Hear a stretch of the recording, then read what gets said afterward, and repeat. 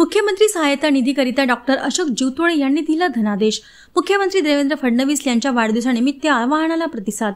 वाढदिवसानिमित्त शुभेच्छांच्या जाहिराती, hoardings, flex, banners, पुष्पहार व गुच्छ यावर खर्च न करता वृत्तपत्र किंवा टीव्हीवर जाहिराती न देता ती रक्कम मुख्यमंत्री सहायता निधीला द्यावी।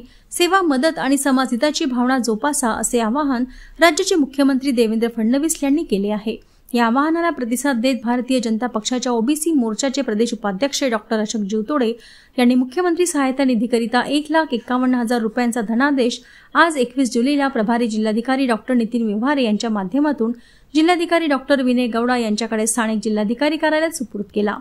दिनांक 22 जुलैला महाराष्ट्र राज्याचे मुख्यमंत्री देवेंद्र फडणवीस यांचा वाढदिवस आहे।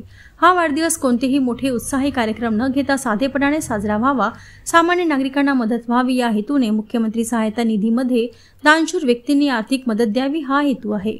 महाराष्ट्र राज्यातील तसेच देशातील आपत्तीग्रस्तांना तातडीने सहायता देणे हे मुख्यमंत्री सहायता निधीचे उद्दिष्ट आहे।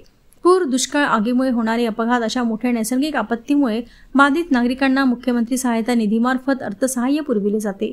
समाजातील आर्थिकदृष्ट्या दुर्बल घटकांना दुर्धर आजारांवर उपचार करण्यासाठीही या निधीतून अर्थसहाय्य पुरविले जाते।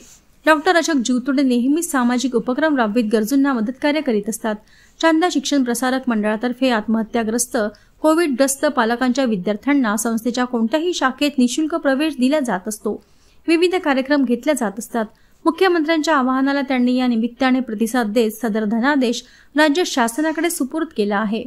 त्यावेळी त्यांचे निकटवर्तीय संजय सपाटे, शंकरराव सुकळकर, ओबीसी पदाधिकारी नितीन कुकडे, डॉक्टर आशिष महातळे, रवी देवाळकर, रविकांत वरारकर, महेश यार्दी, विष्णू ठाकरे, रवी जोगी, सुनील मुसळे, संदीप माशिरकर, राहुल देशमुख तथा भाजपचे पदाधिकारी उपस्थित होते।